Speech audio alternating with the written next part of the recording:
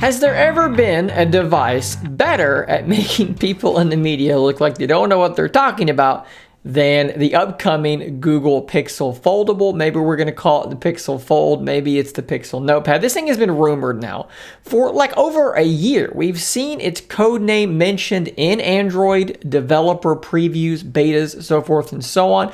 We've heard rumors about the screen size, where it's being manufactured, and when. It was supposed to launch last year.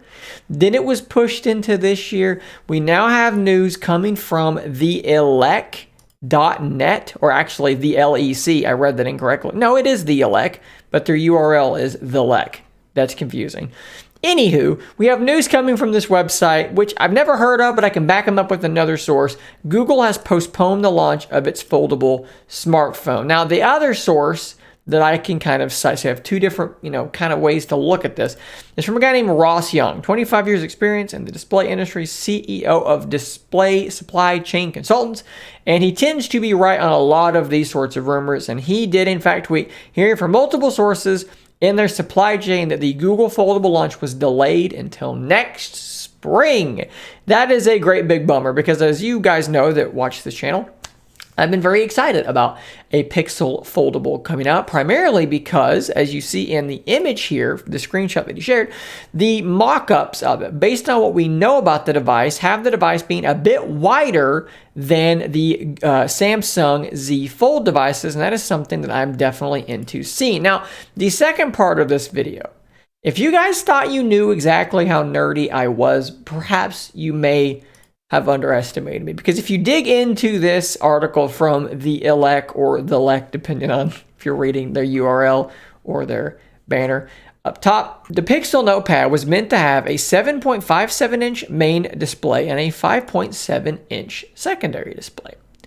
Now, if you have those two bits of information, and they've apparently confirmed this with a company that manufactures hinges for these panels, that they were making hinges for a device with a 7.57-inch touchscreen.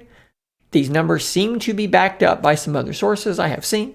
If you have those two numbers, it's not that complicated to create a mock-up of the general scale for in your hands for comparisons next to other devices of what this thing might look like. You may have noticed there is a ruler and a piece of paper over my shoulder, and I have done exactly that in the last couple of minutes. So what we're going to do with the second half of this video is ridiculous, okay? This is absolutely ridiculous, but I love tech. I love this kind of stuff. Maybe you do too. This is roughly, okay, and I have to specify here that we're going to say roughly, because we're talking about 7.57 inches, 5.78 inches, and I'm using a ruler. It's a little hard to get this exactly right. So this is a little bit bigger than that, but I figured I'd err on the side of being bigger, just a hair, because you've got bezels and so forth. But this is what a 5.7-inch cover display roundabout would look like. Now, if we take a Galaxy Z Fold, I told you this was going to get nerdy. I hope you believed me. And you set it next to this. I'm upside down. You can kind of see here, you can kind of get a general picture that the Pixel Notepad is going to, in fact, be a good chunk shorter than the Z Fold. And if you overlay one on top of the other, you can see the change in the width. Now, it is also possible that, it seems to me, based on these measurements, for this to really work out, maybe I'm wrong, maybe my geometry skills are bad, but I wonder if the Notepad is going to have as much negative space on the side, right? A lot of these newer folding devices, the screen is coming over a bit. The Fold 4, I think, is going to come over a little bit. I think that this is as well, but you can kind of get a sense here of what kind of size change we're getting on the cover display. And I think that's a large improvement as far as I'm concerned, because that's just a lot less of a remote control for your TV look than what we have currently. Now, if we go to the internal screen, we have a similar, let's get my glasses towel out of the way here. We have a similar situation going on here. So here is the Z Fold. And if we unfold our mock-up of the Notepad, which again, this is pretty darn close to 7.57 inches, 5.78 inches here. If we unfold this and we compare them, we set them side by side. Let's move my keyboard out of the way.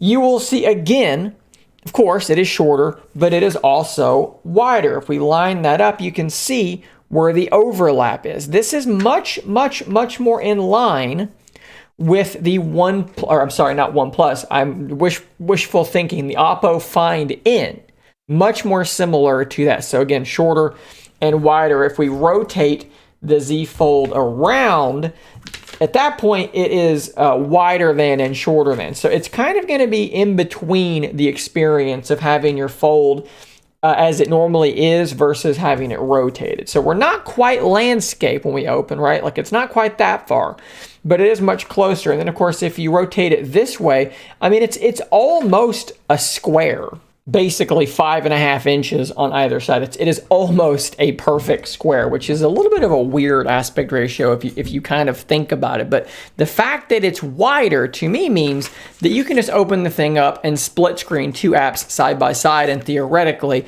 they're going to be in a better position, a better experience than what you have if you do the same thing over here on the Z Fold, where you've got two very narrow screens, two very narrow apps, so you'll be able to expand them out just a little bit. So of course there's a lot here. For one, the rumors that this thing has been pushed into spring of next year. Okay, with all these rumors, they've been pushed back, they've been changed, they've been altered. This has been like hitting a moving target. So continue taking all of this with a pinch of salt. But if we take the measurement that we have here, like I said, Call of Duty Warzone, not playable. Thank you, Blizzard. And we assume that the bezels are going to be minimal. My mock-up, theoretically, should be relatively close. But, as with the rumors, pinch of salt with all of this stuff. Guys, I hope you enjoyed this little news update, as well as my preposterously stupid little mock-up. Thanks for watching. Don't forget to hit that subscribe button on your way out. And until next time, stay nerdy, my friends.